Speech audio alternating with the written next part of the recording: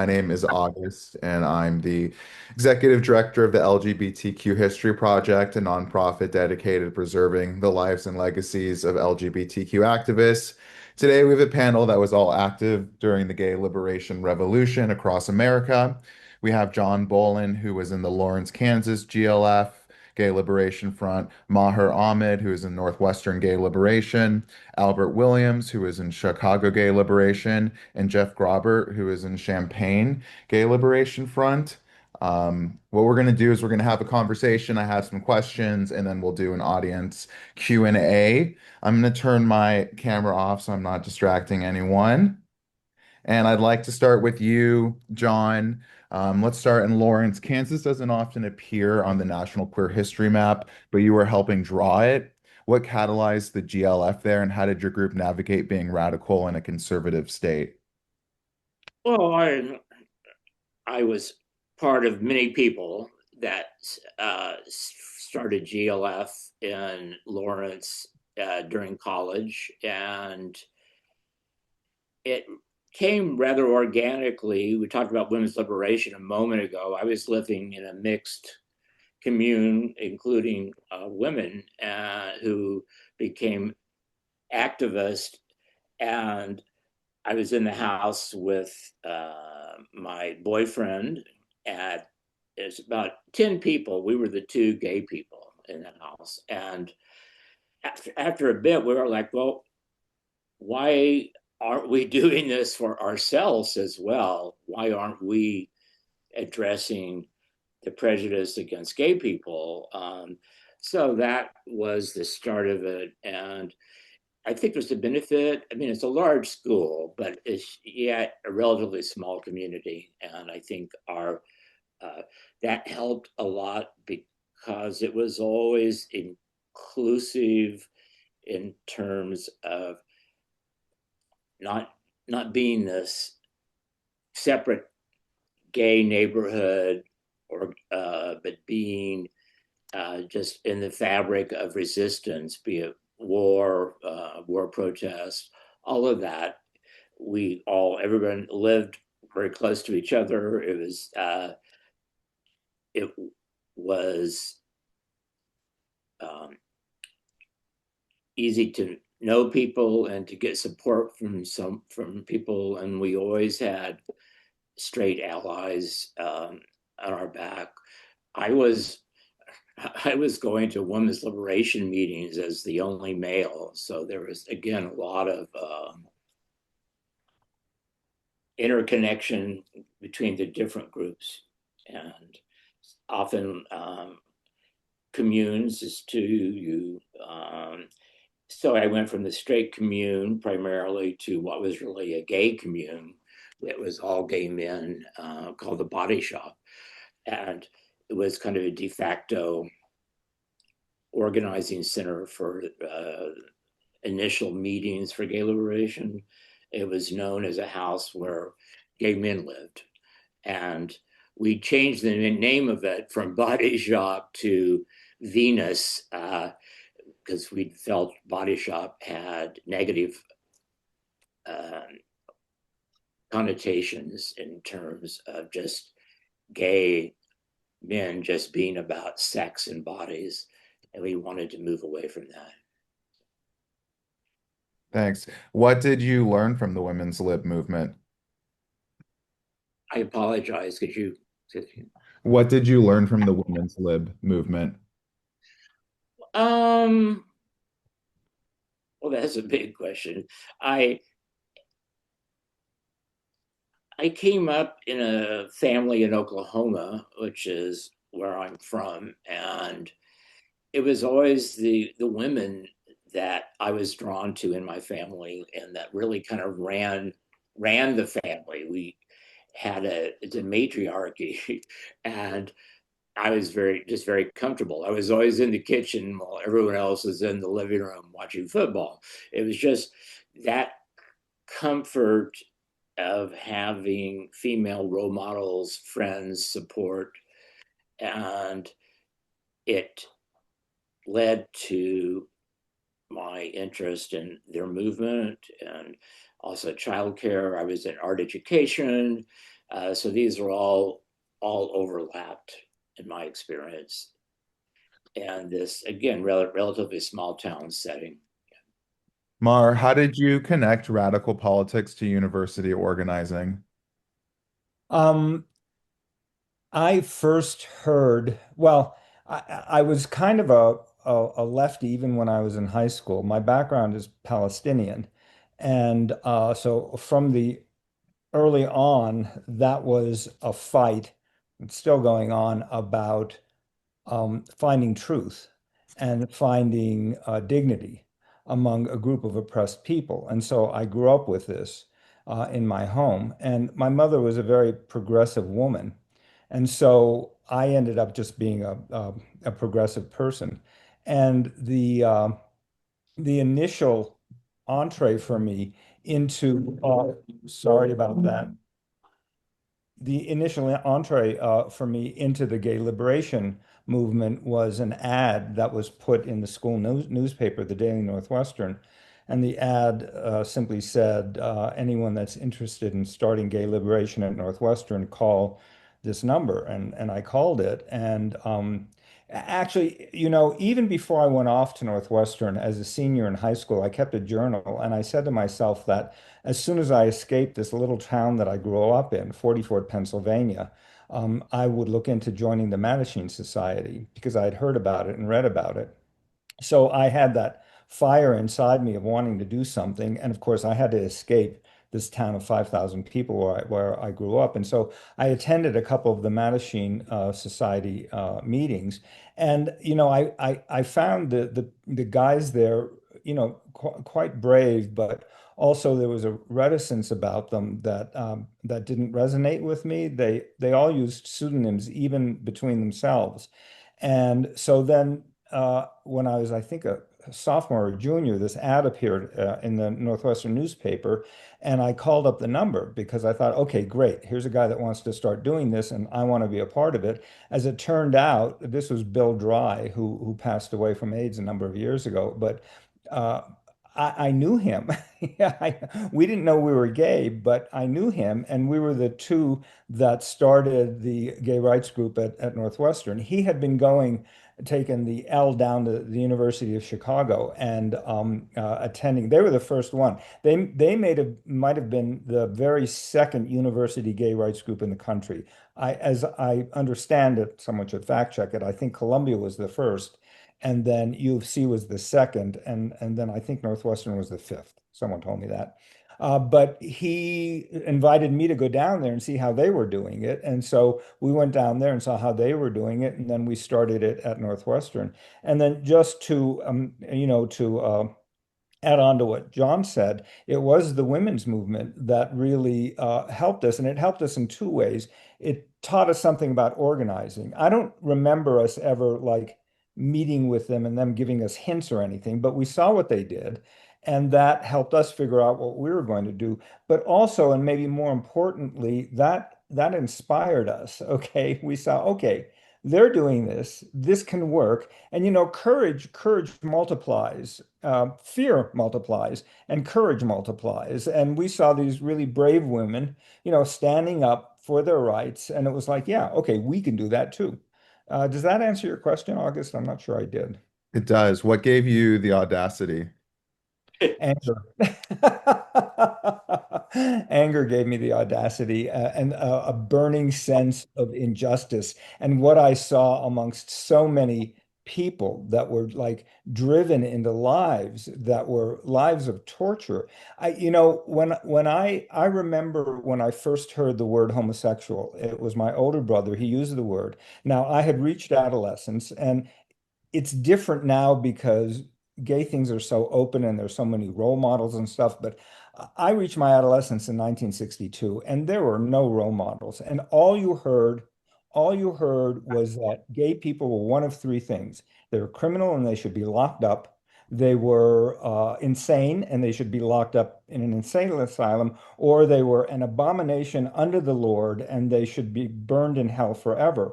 And somehow, and this is unique for me, I've only met one other person in my entire life that was like this. I knew there was nothing wrong. In 1962, I knew there was nothing wrong with me. I don't know why I knew that. I think maybe it's genetic from my mother, and that's where it came from. But I knew that this was bullshit, and I just decided I wasn't having any of it. Now, it took me 2 years at Northwestern before I felt comfortable enough to come out completely. I started telling my friends, I told my roommate and other friends in my first 2 years, but it was my junior year when Bill Dry put that ad in the Daily Northwestern, and that was like, okay, I'm ready to do this in a big way now. And I just, I just came out. I remember when I was in high school and my brother used the word homosexual, I said, "What is that?" And he said, "It's a guy that likes having sex with men." And this little light bulb went off. I knew that I had to keep it secret. We know that somehow. We don't know how we know that, but we know that. And so I went to the public library to read about myself. And in the card catalog, I looked up homosexuality and I wrote down the call numbers of a number of books. And then I went to the stacks and I couldn't find them. So I went to the librarian. I didn't write the names of the books. I wasn't, I knew better than to do that. But I went to the librarian and I said, I can't find these books. And she said, they're in the locked stacks. And I thought, okay, never mind. Like they were pornography or something. All right. But I knew that the periodicals wouldn't be locked up. So I looked up homosexuality in the periodicals and I went to like Life magazine and Time magazine. The articles were all just awful. So when I finally got to school and when Bill Dry suggested that we do this, I was all in on it. And we went down to the University of Chicago, and then we started our own group. We asked for to be officially recognized by the university, and by and by then and later, a lot of universities would have nothing to do with it. They wouldn't legitimize the gay groups as legitimate student groups. We got approved immediately. I don't know why, but we were braced for a fight. But they said, "Fine, you're an official student group." And Oscar Wilde used the phrase for gay people, "the love that dared not speak its name." And some wag came up with, now it's the love that won't shut up. And we were the love that won't shut up. Thank you. Albert, Chicago was a flashpoint for radical politics, Black Panthers, anti-war protests, the DNC convention. How did Chicago's gay liberation intersect with the broader movement? And what was your personal entry point? My personal entry point was that I'm a couple of years younger than Maher, and I was had dropped out of college in my sophomore year. I went to Indiana University, but I lived in Chicago, so I dropped out of Indiana and I came back to Chicago. I had come out at college, so I was looking for gay social activities, and I was too young to go to bars. And I found a copy of the Chicago Maroon, which was the University of Chicago newspaper. I lived on the north side. The University of Chicago is all the way down on the south side. But they were advertising this Chicago Gay Liberation Group, which is the group that Bill Dry was involved with. He was not yet a student at Northwestern, but then he moved to Northwestern and started the NUGLF, and Maher joined him. So I met Maher and Bill Dry at the University of Chicago Gay Liberation meetings in 1970. Gay liberation started in Chicago, and I'm interested to hear Maher say that it was one of the first two university-based gay liberation groups in the country. It started because a grad student named Henry Weemhoff placed an ad in the student newspaper, the Chicago Maroon, looking for, quote, gay roommate to share an unfurnished apartment. He really was just looking for a roommate. He got a woman named Michael Brody, and they also started getting calls from people who didn't want a place to live, but wanted to get together, wanted to meet, wanted to talk about gay liberation. This was obviously the fall of 1969, right after the Stonewall riots of the previous summer. And people were coming back to college, talking to each other, sharing ideas, and saying, let's move forward with this. So the University of Chicago, I would take the train down to the U of C to go to their meetings. And then Northwestern started its gay liberation group. So I went up to their events up in the North Shore suburb of Evanston. So there were things happening both on the South Pole and the North Pole of Chicago at that time. As far as the idea of connection to larger radical politics, I read an article that made very clear to me New York had Stonewall. We all know what Stonewall was. Chicago did not have a gay event the way Stonewall was, an LGBT event. What we had was the 1968 Chicago Democratic Convention riots, which fostered a great distrust among the police the police in Chicago, among everyone. Anyone of any sort of liberal bent became very suspicious. It was okay to criticize authoritarianism because of the way the police under the then Mayor Daley had overreacted to the 1968 Democratic Convention anti-war protests. And that was sort of our Stonewall, in that it opened up our minds to the idea of more militant action. And so when gay liberation started as a response to the Stonewall riots of 1969, we moved forward very quickly with challenging militant actions that would challenge the status quo. We challenged the Chicago bars did not allow same-sex dancing. The Chicago gay bars did not allow same-sex dancing. It was not illegal, but they were afraid of getting harassed by the police and also harassed by the mob who owned many of the bars, the organized crime. And so a group of us put together the first public dance, a same-sex LGBT dance in Chicago at a place called the Coliseum, which was a big convention center.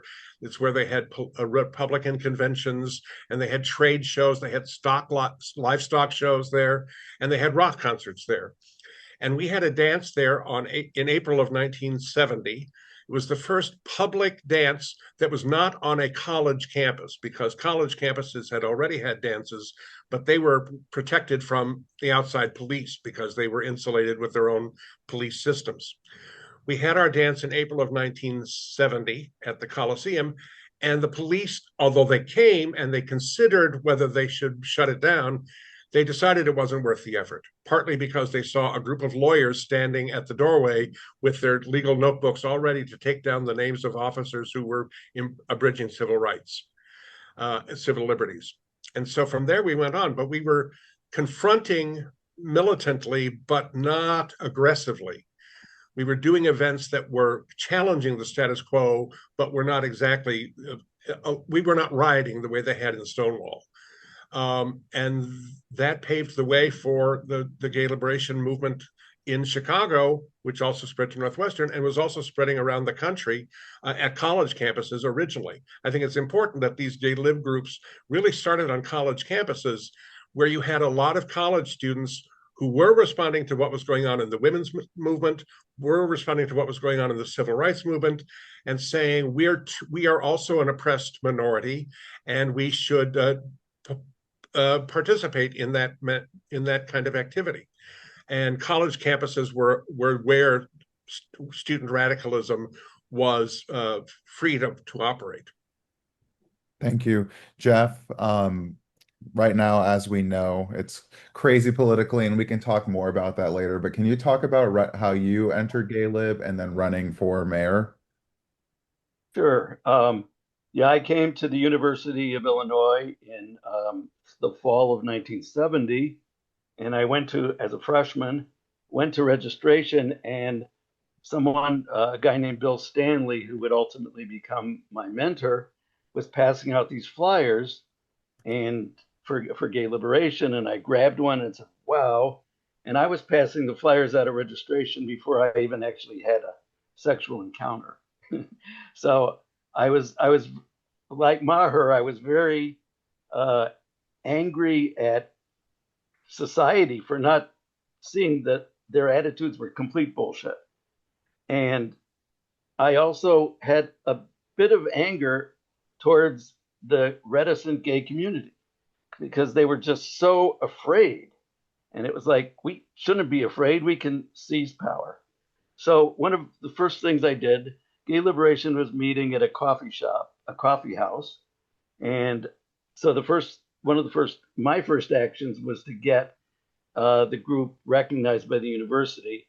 And yeah, they said yes right away. So that was a little surprising.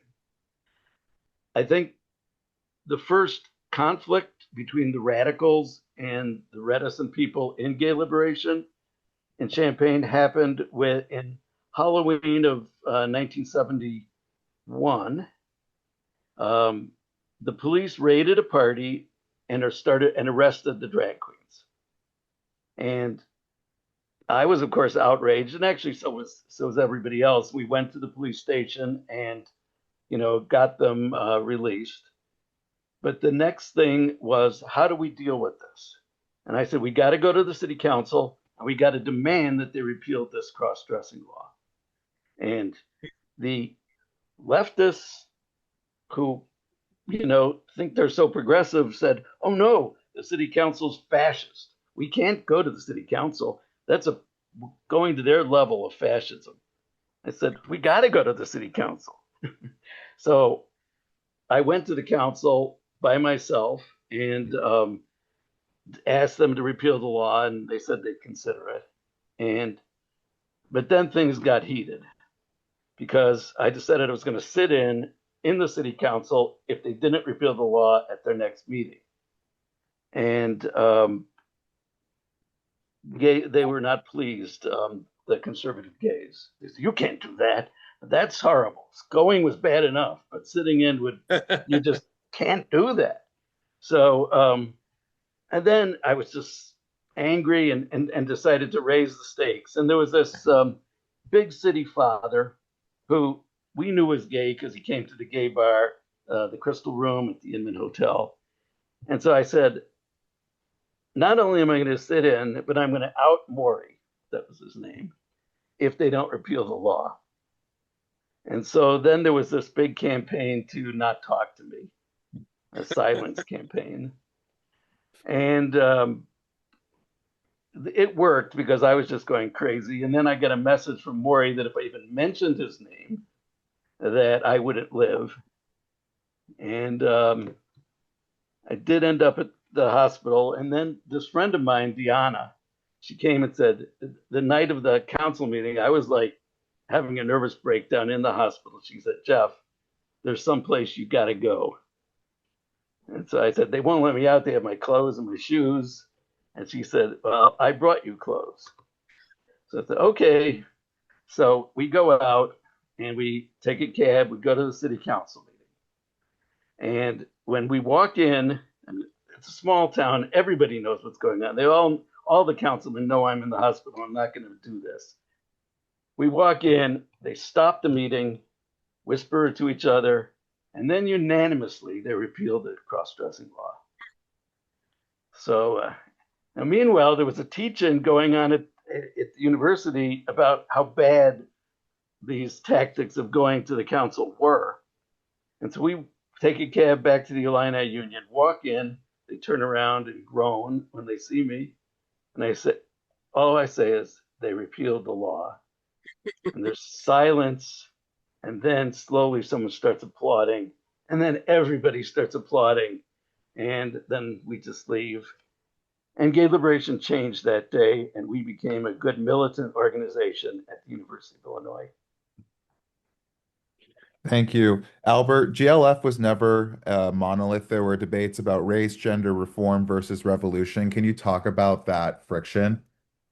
Yes, as gay liberation in Chicago was doing more and more actions and it was attracting more and more people, there were conflicts developing within the group, which was, of course, it was very loose-lit organization, over the extent to which we should be a multi-cause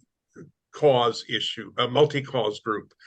The interconnection, the intersectionality between LGBT issues, women's issues, Black issues, racial issues, religious issues.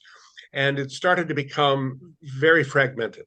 And what happened was that different groups of people formed caucuses. So within Chicago Gay Liberation, which was open to anyone, even though it was basically based at the University of Chicago, there was a women's caucus, there was a Black caucus, et cetera, et cetera. Our focus during the first year of the group's existence was what we now would call the Gay Pride Parades in June of 1970, but then we called them the Stonewall Anniversary March or the Stonewall Rebellion Liberation Day or something like that. It was in Chicago. All of us worked together on putting that march together, which happened on Saturday, June 27th of 1970. It was the first march in the country, partly because There was one in San Francisco, but it didn't start for 3 more hours because of the time difference, but also because New York's was on Sunday, June 28th, which was the day that New York wanted to have its parade. So it's its first Christopher Street Liberation Day march. So we decided to have ours on the Saturday, the day before, partly to be able to target shoppers in the downtown Chicago. Our march was in downtown Chicago rather than, like, say, in an LGBT-centered neighborhood. After the success of that march, which was small but very successful in that nobody got arrested, nobody got hurt, and we could do it, and we could now go on to do other things. That was when the splinters that had come up already within the group started to become more intense. And eventually, Chicago Gay Liberation disbanded and splintered into various different groups. There was the Chicago Women's Liberation, or Chicago Lesbian Liberation, which was started by a woman named Michael Brody, who was the co-founder of Chicago Gay Liberation. There was Third World Revolutionaries, which was a Black gay group led by a man named Ortez Alderson, who later was a prominent anti-war activist and was arrested for burning draft records in Pontiac, Illinois. And then people who wanted to focus more just on gay rights issues, as we would call them then, formed what was called Chicago Gay Liberation. Okay, time. Formed Chicago Gay formed the Chicago Gay Alliance, and their driving force was, we have a lot of issues on our plates that we're all sympathetic to, but what this group is going to do is only focus on LGBT civil rights issues, which meant lobbying in city council. I'm very struck by the story Jeff just talked about the debate over whether to engage the system, the political system, or to sort of resist it and attack it or disengage from it. In Chicago, the movement did decide to engage the city council. They introduced homosexuality was already legal in Illinois. Illinois was the first state to decriminalize homosexual sodomy laws in the United States, but certainly there was still discrimination. And so we introduced a bill in the Chicago City Council to add sexual orientation to the list of categories against which it was illegal to discriminate: gender, race, etc. That was introduced in 1973 by a group of people who had other differing political opinions on other issues, but were focused on gay civil rights. The bill didn't pass until 1988, but that was a long game. Thank you. And we have Thom Nichols here now. A little bit technical difficulties, but he was in the Boston and Boulder GLF. So Thom, you're muted right now, but I'd like to ask you a question. What did gay liberation look like in those two places, and how did your perspective shift between them? You're muted. You're muted, Thom. You're muted. Okay. All right. Can you hear me now? Yes. Okay. And in Boston, gay lib was extremely political. It was very, very serious. We met at MIT. I lived in Cambridge at the time. We made several road trips, one to a Black Panther convention in Washington, D.C., and stayed at a gay lib collective. We then went to Manhattan. We went to the big anti-Vietnam War protest in the Boston Common. We marched with about, I think, 25 people with gay lib posters. And as I think I told August when he first interviewed me last year, people were very, very, they looked at us in shock because we were out with our gay lib posters, and they just kind of parted like the Red Sea to let our contingent pass. But I really recall that there were no, chummy or friendly remarks, just this kind of shocked, delayed reaction.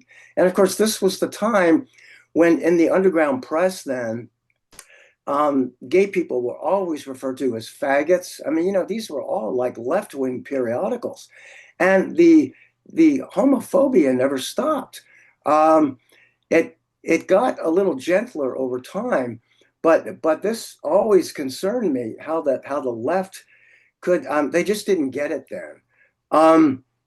Boulder GLF, I guess because it was in Colorado and Boulder is so beautiful and there's the whole Rocky Mountain High element. It was much more of a party gay lib, although we did do a couple of zaps in the Hill, which was the famous hippie section then in Boulder. But and we did a lot of dance zaps in straight bars.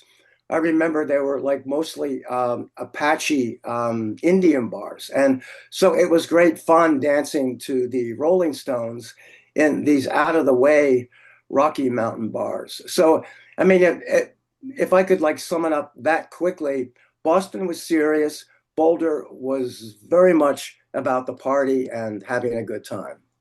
Was one of those cities more liberal than the other, or were they pretty equal? Well, that's a good question. I used to hitchhike all the time there. When I was in Boston, I lived in Cambridge. I would go to Boston to the gay bars.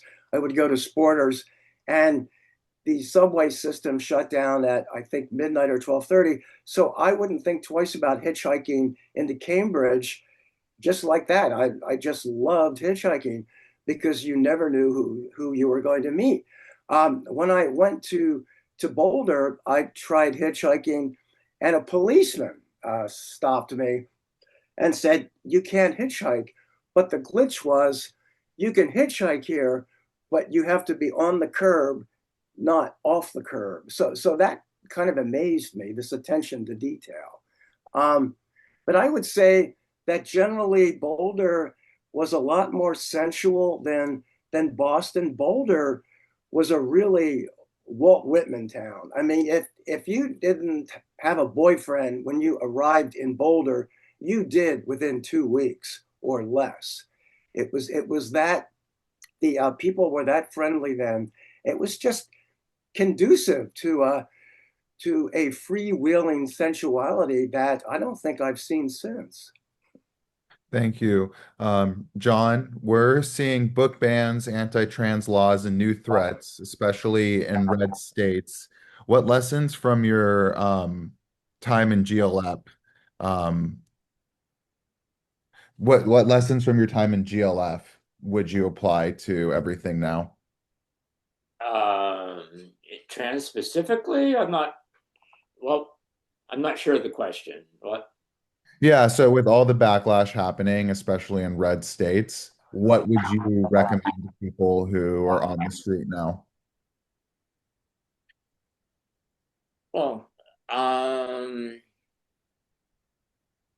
would say I'm amazed how many, and myself, it's taken I'm years to understand and empathize and understand what trans people are going through. For me, my heterosexual friends and a lot of my gay friends are still very baffled by it, actually. So there seems to be a need for more education around that and not just react to the right wing focusing on that as a wedge issue.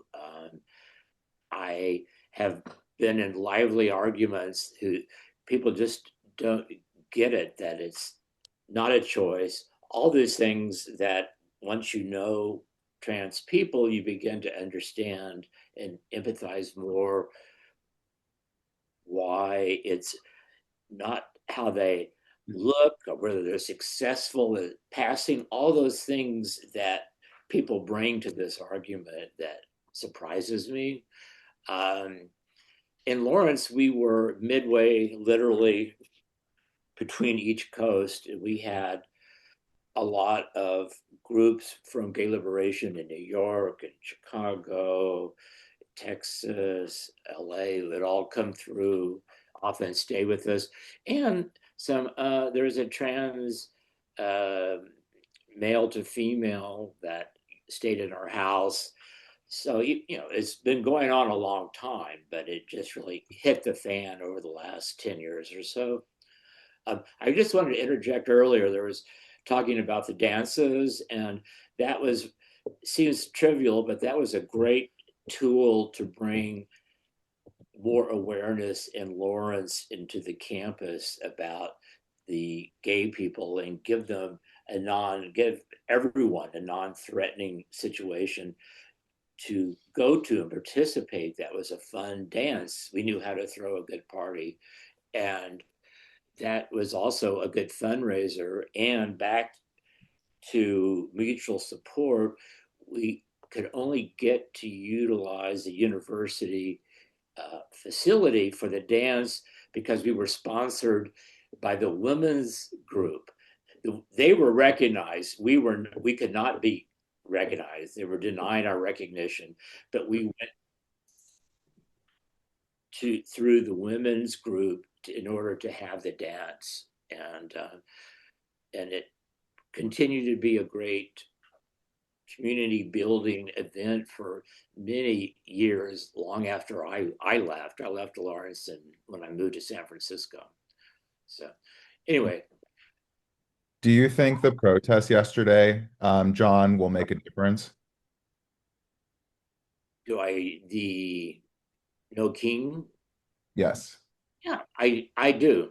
For one, it was very heartening here, Civic Center, to see so many families, men, women, straight, gay, with their children. And children were carrying signs, and children were there in their strollers, are older than that. And it just brought a lot of people out that I don't know that they would be as many people if everyone wasn't so angry about this administration and what's been going on the last week or two. So I think it opens people's minds. It radicalizes people to a degree to have these, and it was an astounding success. Maher, Yeah. what would you say to student organizers today facing backlash from their schools? And what can they learn about the early gay movement that would help them? The movement toward justice, it was like Martin Luther King said, the movement for justice is always this, okay? However, it's not always this straight line. It's like this, there's peaks and valleys and peaks and valleys and peaks and valleys. And what we all have to do now is to understand two things. First of all, it takes time. And one of the things that is most instrumental in this notion of it taking time is generational changeover. Okay. My nephews and nieces think nothing about people being gay. They grow up with me completely out. My partner, they called Uncle David. It's just like nothing to them. I hate to say it, but it's our generation that has to die off, okay, before we can begin to make, like the progress becomes more entrenched, okay? There's always backlash. There's always backlash, and that backlash, it can't make people discouraged. What I would say to young people now is have heart, stick with it. It's all going to turn out right because justice will out. I've always believed that justice will out. The other thing is that the right has always picked on the most marginalized and defenseless people that they could find. Okay. And now regular gay and lesbian people have got it pretty good now. And our rights, they're always in danger, but our rights are pretty well established. Who knows, the Supreme Court may undo same-sex marriage, but you know what? If it does undo it, that undoing will become undone. But this business of picking on trans people is really deeply offensive and very much a sign of just how awful these people are. They pick on the people that are most marginalized and most defensive to demonize them and to cause these lives that are troubled so much more trouble. It's deeply offensive. And they have to have heart also. They have to, they've got to go through it. And again, if you're a member of more than one oppressed group, it makes it a lot easier to understand what oppression is about. I remember I had this boyfriend when I was working in North Carolina, which is a southern state. He was a white boyfriend. And one day he came over and he said, Boy, I was in the supermarket today and it was Planet of the Apes. And I just, I mean, the reference was there were a lot of black people there. And I just lost it with him. I said, You're gay. You know what gay people are talked about. How can you possibly say that? And, I pointed out to him that they're just being dumped on the way you are being dumped on. And he said, Well, gee, I never thought about it that way, which sounded preposterous to me until a friend of mine said to me when I recounted her the story, she said, maybe he didn't ever think about this way. If you're a member of two minority groups, it gives you a greater insight. And because I'm Palestinian, as well as I'm gay, okay, it gives me an insight that, look, we are all in this together. Okay. And we can't fight with each other. We have to join with each other and we have to fight these forces that are trying to keep us from our freedom. Thank you. Jeff, in your activism and when you're running for politics, you've spoken about bringing labor and socialist politics into queer organizing. Was that welcome or resisted? Um, it's sort of difficult because in the early 70s, it was very left, and I was seen as right because I wanted to engage the system. But as my politics became more firm as a member of the Young Socialist Alliance and the Socialist Workers Party, that was really resisted, especially not so much in Champaign. Actually, they were pretty good with it because we had a very militant organization and we were doing some great things at the city council and we had some great uprisings. But in Chicago, it was hated. They were just horrified. I was pulled into the Socialist Workers Party, not so much economically, but just because the Young Socialist Alliance at the University of Illinois was the most pro gay rights organization down there. So I just sort of, everything for me was about gay liberation. And my mentor, Bill Stanley, who was in the YSA, pulled me in. And but when I came to Chicago, that really hurt. And also when we organized the March on Washington conference in Urbana, that was used around the country because I was the organizer to say, no one should go. This is a communist plot. It was all about gays to me, and I was just happened to be a socialist, and yet the whole conference was viewed, especially in Chicago, as a communist plot. And of course, the Socialist Workers Party didn't want to be seen as too close to gays, so they ordered all their comrades not to attend. And therefore, we got 40 people, mostly from the small Midwestern towns, because no one from Chicago came. That's why I asked John if he was maybe come, because we got a lot of people from Iowa and Kansas, and they were really into it. But in the big cities, they were opposed to the conference because I was a member of the YSA. Are you still a socialist? No, actually, I'm not. I do believe in economic justice, but I believe that socialism is theft.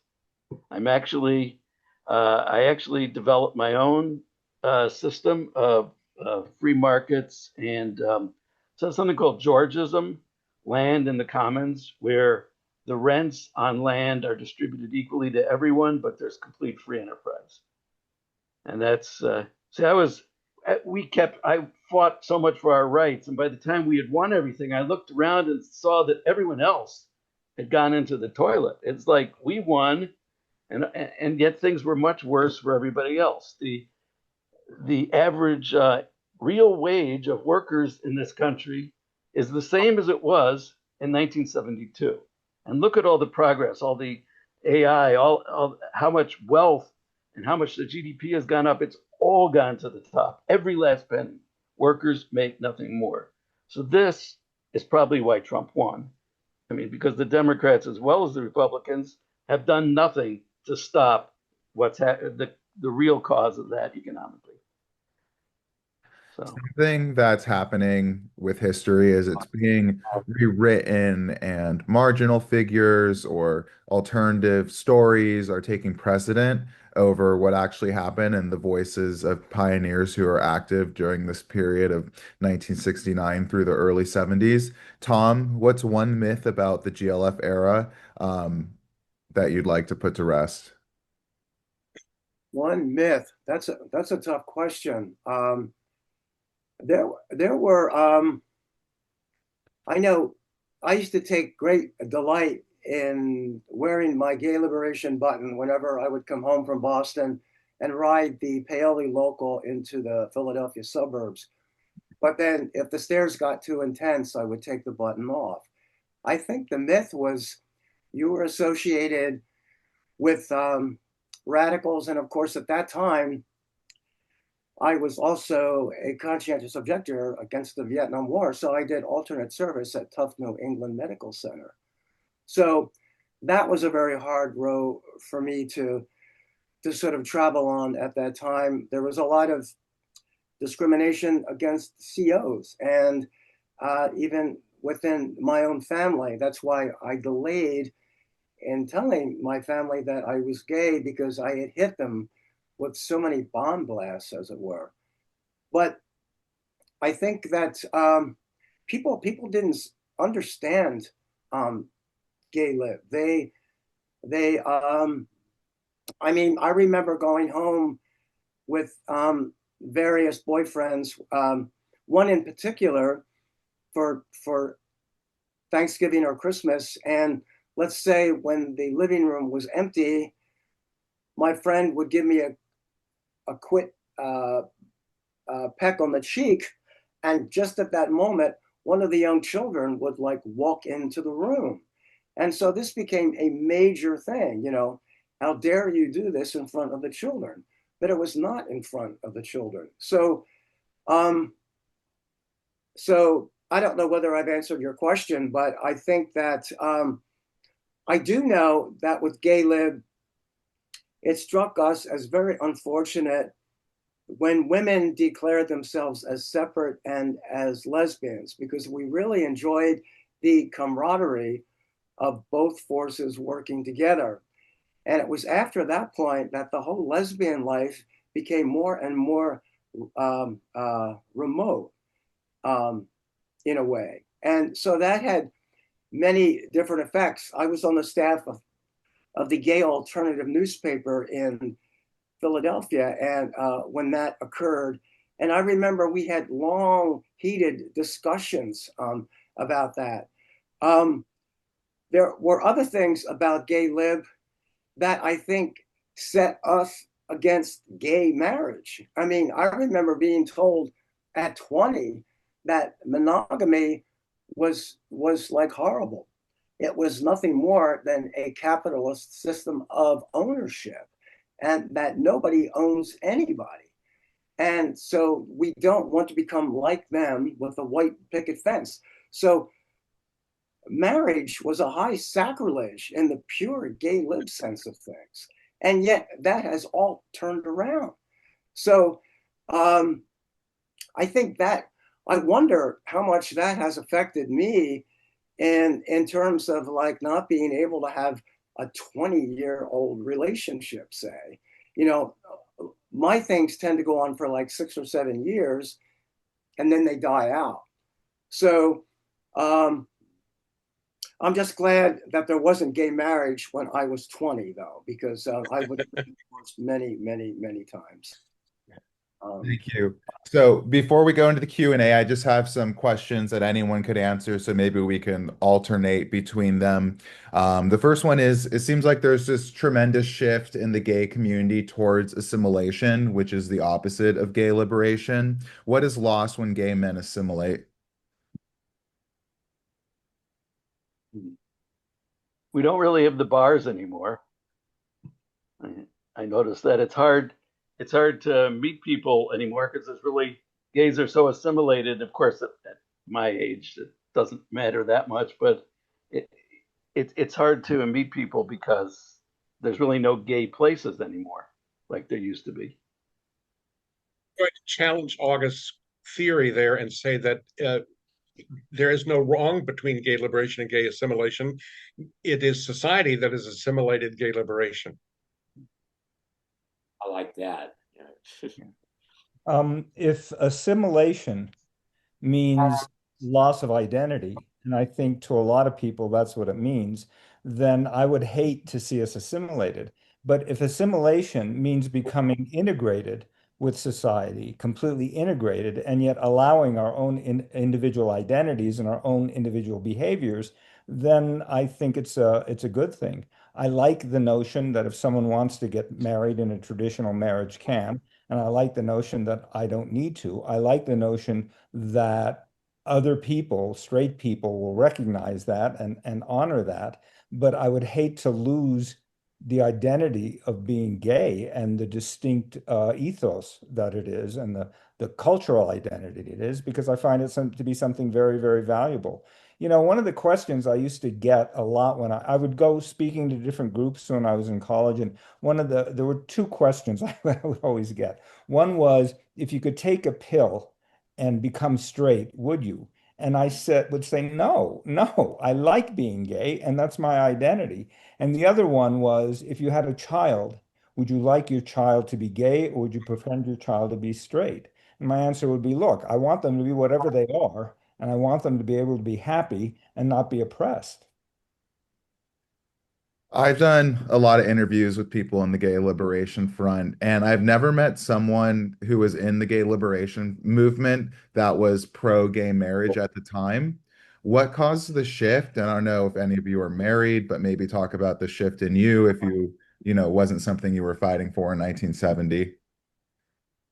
Um, Actually, I was fighting for it in 1975, and that did cause a big problem with I was in Chicago at this time, and they were saying marriage is a patriarchal institution. Actually, the left was saying marriage is a patriarchal institution, and the right was saying we don't want to upset the straights. If we go after their institutions, we'll upset them. So they joined together in actually something called the Gay and Lesbian Coalition of Metropolitan Chicago, formed this big organization to attack us. We were sitting in at the Marriage License Bureau, and they had this big press conference saying that we do not represent what gays really are, that we're just troublemakers and communists and whatever. So we're through two women and myself, three of us, and the two women actually went on ultimately to prison for a year just for sitting in, but they had to do about 20 sit-ins before that happened. So yeah, it was pretty hard to fight for marriage equality back in 1975. I have a brief throwback comment regarding assimilation. There was a great lesbian leader in Philadelphia by the name of Barbara Giddings. And one of her major contentions was that the gay movement's purpose is to make itself obsolete. And that once we had all the rights and when gay marriage was approved, we could then disappear, as it were. There wouldn't be a need for a gay church or a gay this and a gay that. So I'm just amazed at how that has not happened. I don't recall ever even considering the issue of gay marriage. And again, it might be my memory playing tricks, but it certainly wasn't something that was really large. And I remember I had a conversation with a fellow student who was completely closeted, that I was trying to get him to come out and join the group. And I said to him, I envision someday that two men can walk down the street and not be pointed at or beaten up or anything, and just be regarded as normal. And he said, well, that's never going to happen. Well, you know what? We've got gay marriage, but in the vast majority of places, two men cannot walk down the street holding hands and not either be pointed at or stared at or beaten up. I don't know what that means, but there it is. One of the big As a co- ironies, I'm sorry. Sorry. When I was a member of Gay Lib as a college student, I used to say the two of the best things about being gay are is that you don't get married and you don't go into the army. Well, that's all changed, of course. The priorities have changed. The right of LGBT people to serve in the military is a very forefront issue, and it's under attack again. Marriage is now taken for granted, but is again under attack. John, maybe you can answer this question because you're in San Francisco, and then anyone else who wants to comment on it, of course, can as well. But what do you think about them renaming the USNS Harvey Milk? I'm what petty people. It's my reaction.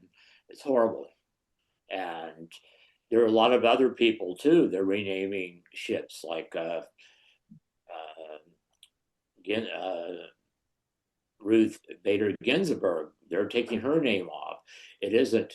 It's just across the board. It's seemingly everyone but a white straight man is under question in terms of having been named for these vessels, and so yeah, it makes me quite angry, and it doesn't change his service. But they're also, if you, I'm sure you all are reading all of this. They're in parks across America. They're being told not to have any information at the national parks that in any way allude to historical strife or discrimination or Indians that were murdered or Black uprisings, that Underground Railroad, all of this is supposed to be removed from all of the literature. I I have to believe this will all change again, that we won't be under this cloud the rest of our lives.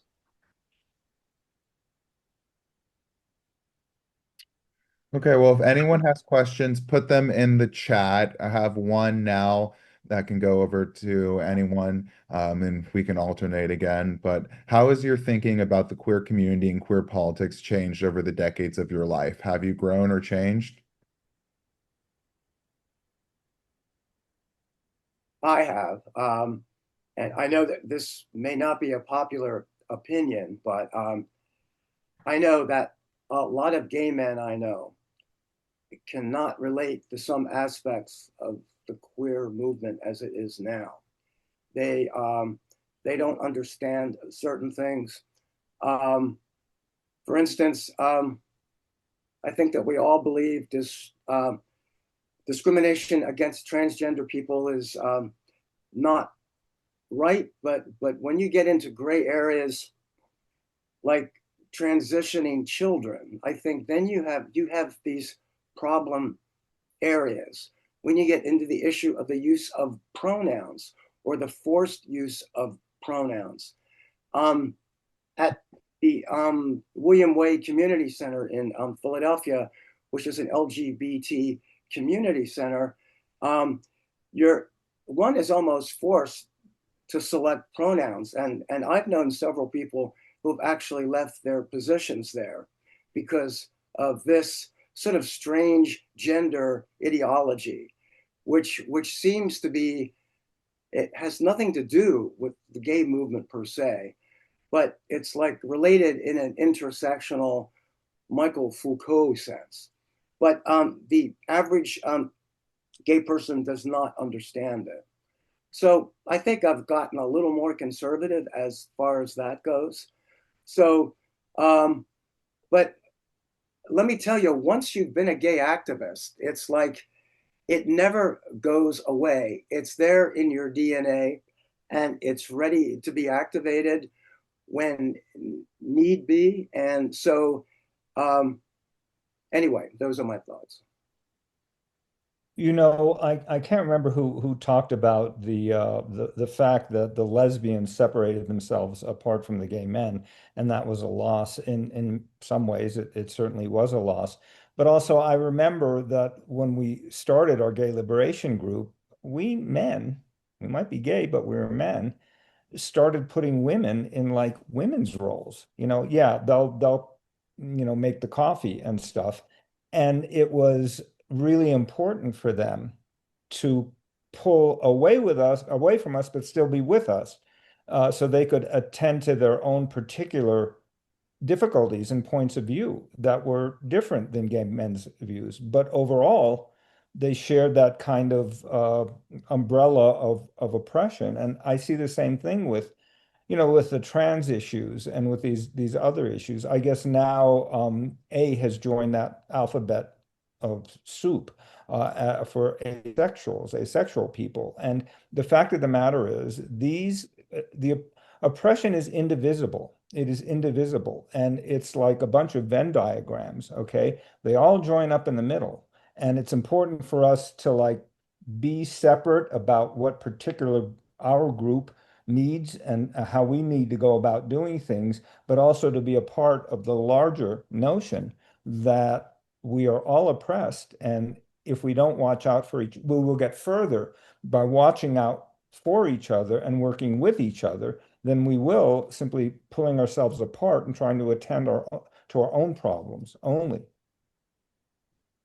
But About transgender issues, the use of pronouns and so forth, like Thom talked about, was greatly influenced because I'm a teacher. And at Columbia College in Chicago, we were encouraged to start using pronouns, certainly to be aware of the students' pronouns. So to put ourselves in their shoes, that was something that they thought was much more important than it did maybe to us as older people. But also to say our own pronouns, regardless of what they were, even if they were the sort of obvious he, him, or whatever, because that's a signal to everyone that you care and that you are open and that it's safe to say those things. There was recently a report where the White House press secretary refused to answer emails from reporters who at the bottom of their signature lines said their pronouns, which were usually he, him, or she, her. Which was actually something that they were asked to do by their news organizations. And she refused to do it because she said they were not going to support gender ideology. That's bullshit. The enemy of my enemy is my friend. Just think back to like when was it? The late 70s, the early 80s, when the term Ms. was coming about, Ms. And it created this huge ruckus among the right. Yes. Oh my God, men are men, and we should know who is married and who is Mrs. who is Mrs. And they fought against it, and now nobody thinks twice about it. I predict that the same thing is going to happen with genders. And Albert, what you said is very much on the button. Okay. It shows respect and empathy and sympathy with people who are having to go through what we went through 50 years ago. It's kind of a new thing now. I also remember being told that you can't tell the boys from the girls. That was simply because we wore our hair long. It had nothing to do with our demeanor. But now that is something that really does trigger some people, in a very intense way. what's happening now is we're seeing the expansion of LGBTQ, and you mentioned alphabet soup. Or what do you think it's possible, anyone, that we could spread ourselves too thin? And with asexuals, two parts, are they oppressed? And does it reduce LGBTQ to a sex act? I don't think it reduces LGBTQ to a sex act. And I'm one of those people who, by the way, does not like to use the Q because the word queer is so offensive to me. I accept, however, that it's an easy catch-all term. So I'm okay with it, but I don't use it myself. The more I do think that one of the reasons that transgender awareness has become more open, I'm not going to say transgenderism has expanded, but transgender awareness has grown in the past 20 years, is because of the increasing sexualization of our popular culture in the advertising and in the movies and so forth. And I think that the younger generation has just like starting to rethink sex, including people who identify as asexual. That may be a phase, that may really be their identity. I don't know. But I do think that empathy is the way to go. And you always have to imagine not what I think, but what are they feeling? But I think one should assume that in their everyday normal human dealings. One should respect everyone. You shouldn't have to spell it out under your name with a whole list of esoterica. Because, like, I don't think the use of pronouns is actually going to wash in the general society. I think that will die out, unlike the use of the term Ms., which became very, very popular, which is now part of the common lexicon. But I think pronouns is still, it's just a very small segment of people who advocate it and who would die by it, as it were. I must disagree with you, Thom, because for one thing, a lot of people have names that are not clearly identifiably gender specific. That's why a lot of those reporters were using it. Reporters who have names like, Crystal. Well, I can't even think offhand of names. Whoever your roommate was called Michael, was a woman 50 years ago. Well, great point. In terms of the early gay liberation movement, there was a very strong anti-trans tendency because it was considered sexism to differentiate between the sexes. So to differentiate yourself, it said that there's a difference between the sexes that shouldn't be respected. And that's slowly disappeared. But I wonder, it seems that transsexualism, and let me say, it's outrageous what the right is doing towards them, and everybody deserves total respect. But it seems like communities that have more discrimination against gays and have a greater differentiation between men and women, where the sexism is very strong, have the most transsexual, have the highest transsexual population. Iran, I think, probably has the highest in the world, from what I understand. We understand that people who we used to think of in our days in gay liberation were gay or lesbian were really, in fact, transgender. That people who were identifying as gay actually realized, Quentin Crisp, for example, finally said he realized that he identified as a woman, not as a gay man, late in his life. So we have to constantly be aware of rethinking these terms. There's a school of thought that says very, very seriously that that the trans movement, when you're talking about a child being trans, for instance, if a boy puts on his mom's high heels, the tendency now is not to say he's gay, but that he's a girl.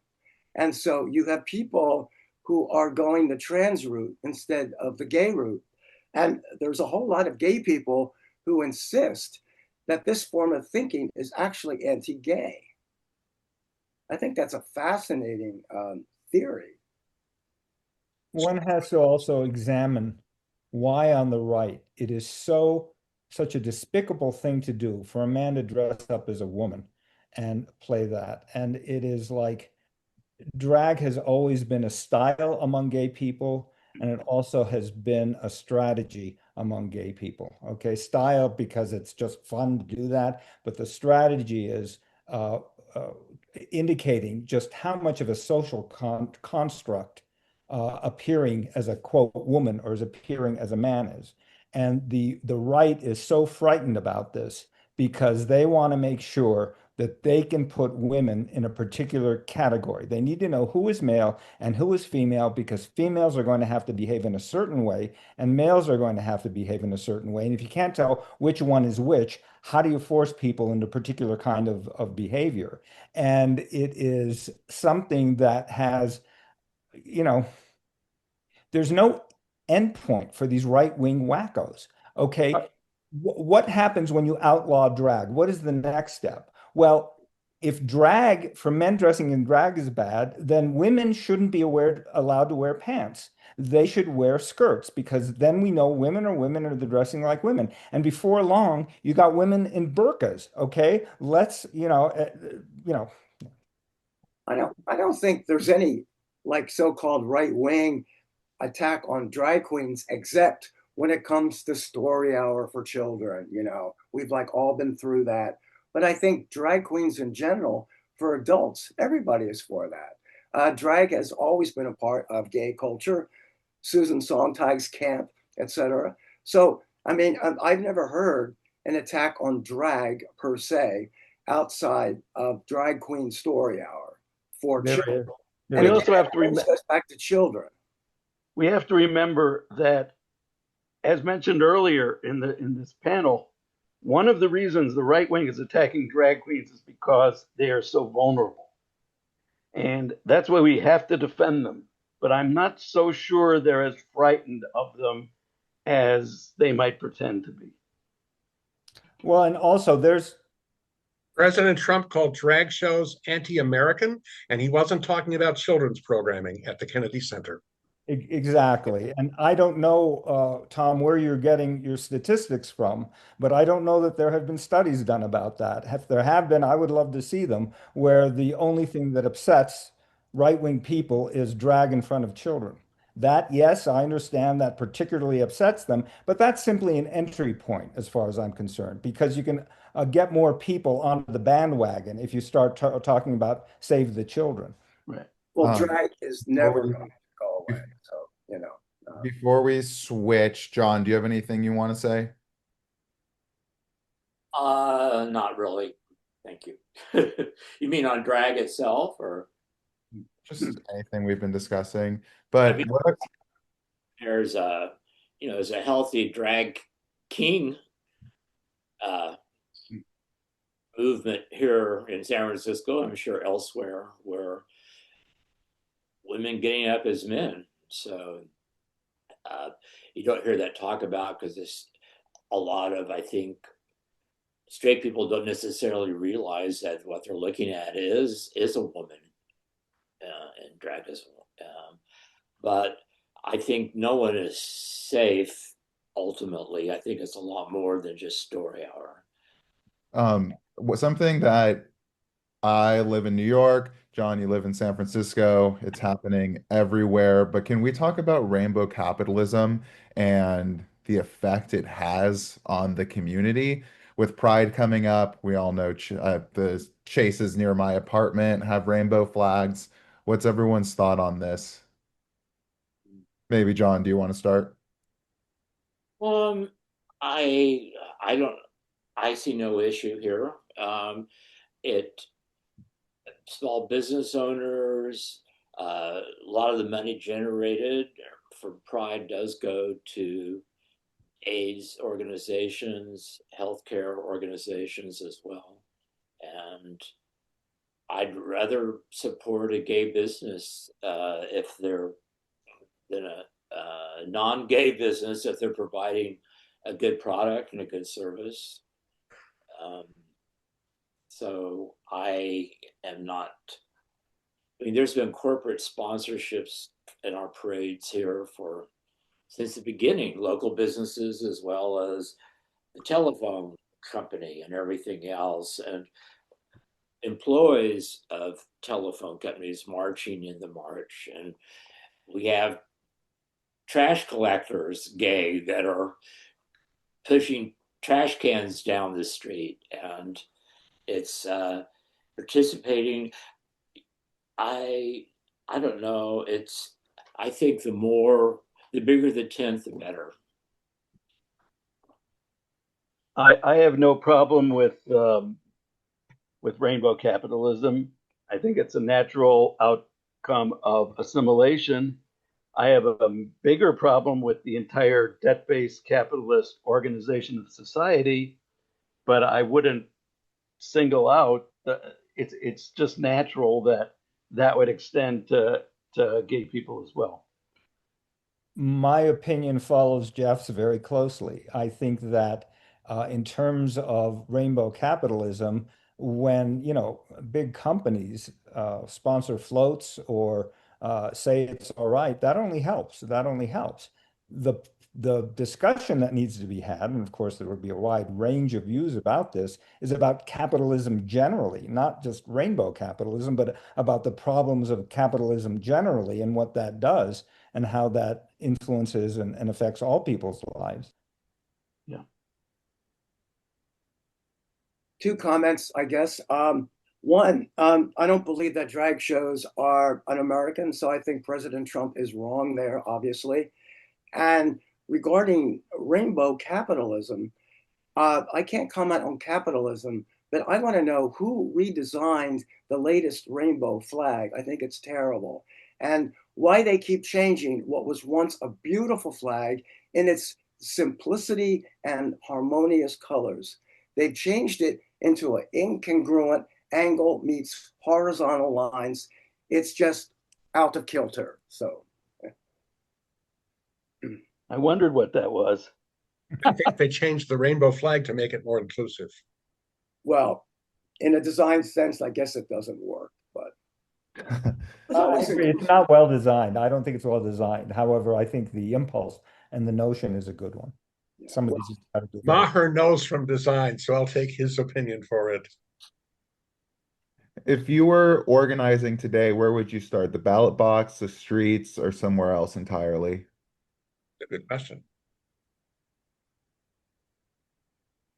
That's a very good question because we are certainly not just with LGBT, but with the general society torn between street action and ballot box action. And I would have always said the ballot box, but the problem is that on a national level, the ballot box is so corrupted in a country governed by the Electoral College and gerrymandered congressional districts that it's going to create more tendency for people to go to the streets. But the streets can be very counterproductive militant action. So it's a great question, and I don't know the answer. I would always support the streets. I would say it's situational, nationally, locally, statewide. You got to see what the problem is, and then dive into it according to whatever the best solution for the individual situation is. Well, right now, the national government is owned by the right wing. Well, I think this means what we saw yesterday, which is going out into the streets. I think it's situational also. But as a writer, I believe that it best works for me through columns and through books. I'm of the old Thomas Paine school of like nailing the pamphlet to the tree. So that's what I would propose. John, what scares you most about 2025? I I I really can't narrow it down. I mean, I guess just uh, fear, overriding fear of what's being done to so many people who have done nothing to that live live their live their being, like the military, the issues around trying to get rid of, for example, trans soldiers, which is actually a very, very large number of people who serve well in the military. So it's the constant barrage of inequality, and that seemingly the president can be bought and is buying and selling it. It's a degradation of our values as a democracy. This question's for anyone. You were all involved with, or most of you involved, with the university activism. What would you do if you were 22 and queer, gay today?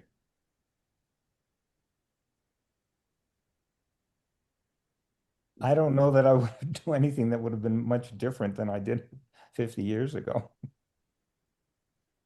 It all has to be done. It's still the same. We're further down the road, but the battle is still there, and the techniques are the same.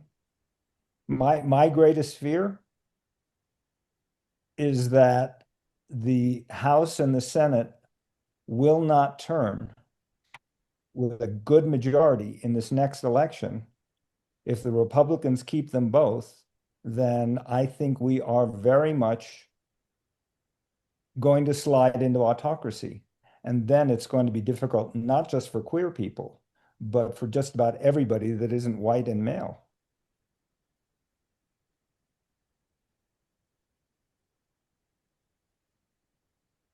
I can't think of being 22 without being in the environmental and political landscape that I was in when I was actually 22. So I could not say what I would be like today at 22. I would certainly be different than I was in the 70s. The 70s for me was at least 9 straight years of extreme radicalism and anger at the horror of the way gay people were treated. That isn't true anymore. I would be much more involved in generally in fights, I mean, against genocide in Palestine, which is a big issue for me now, and against the economics of the economics where the wealthy, where all the money that's printed by the Federal Reserve ends up in the hands of a few. So that's what I would be doing. I think now if the House and Senate, if we turn and they start going back on gay rights, then of course I would be very militant and fight for that. What can the queer movement in red states teach us in 2025 that people on the coast might be missing?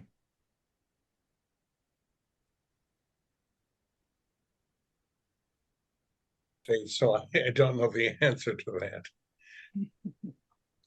That when you get to know conservatives, you find out that almost all of them know gay people and have gay friends, and that on a certain level of intimacy, they just don't give a damn.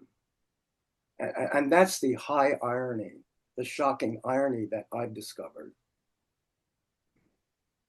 Can you be a Republican and care about civil rights these days? Define Republican. Someone who voted for Trump. Well, Someone who voted for Trump, great example. Abraham Lincoln was a Republican, right? Yeah, the MAGA movement has nothing to do with small business Republicans of 30 or 40 years ago. Nothing. And the MAGA movement has nothing to do with Abraham Lincoln. They just like to quote that to try to paint themselves or disguise themselves as being righteous. Abraham Lincoln is turning over in his grave over what the Republicans are doing. Doesn't have anything to do with Dwight Eisenhower either, No. It or has to even do with what Ronald Reagan. Oh yeah, it had to do with what Ronald Reagan started. He was the Yes. beginning, yeah. But I think that a person like Ronald Reagan always thought that there would be checks and balances. And you know, August, what you said about a lot of these people that are anti-gay have close friends that are gay. That's been like that forever. That's been like that. Didn't Trump like have a roommate or was roommates or something with a gay couple or something like that? I think he hosted a gay wedding at Mar-a-Lago. Right. Yeah, there it is. And that's been going on forever.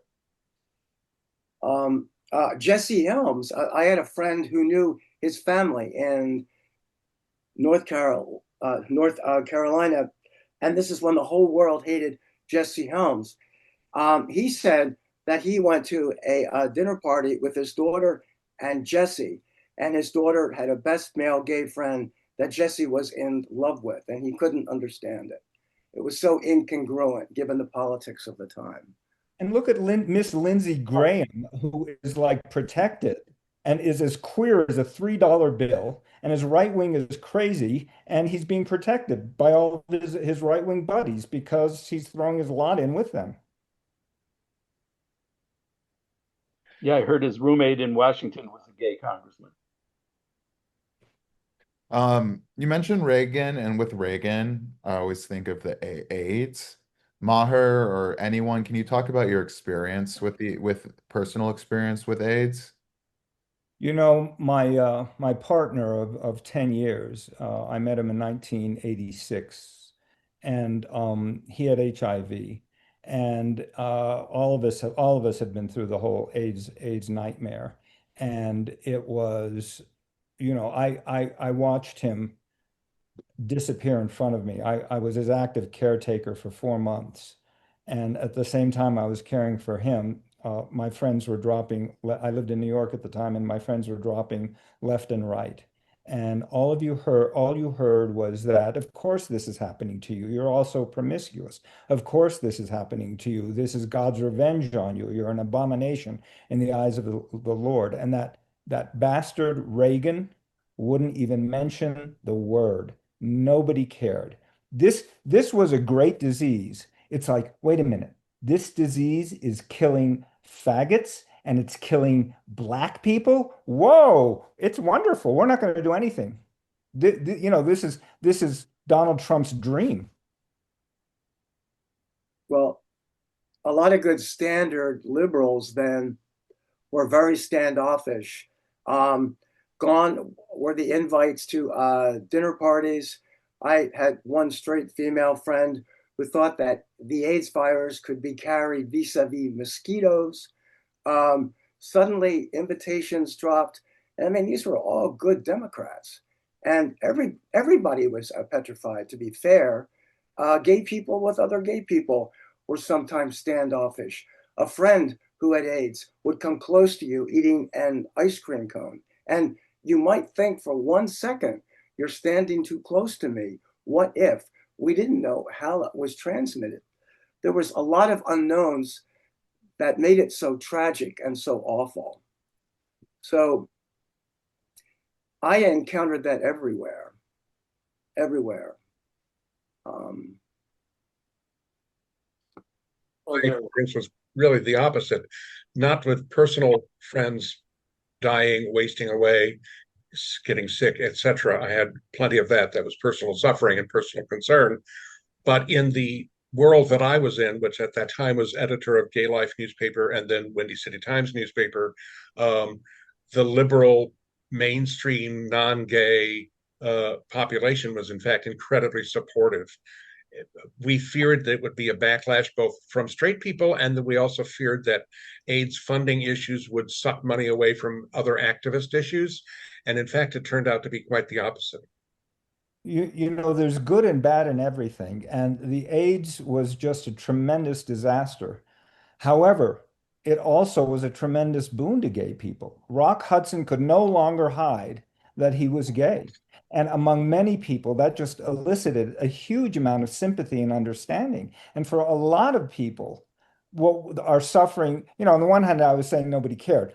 That was an overstatement. On the other hand, there are a lot of people who had enormous sympathy for the suffering that we're going through, and a lot of parents suddenly discovered that their children were gay, and it illuminated a lot of people.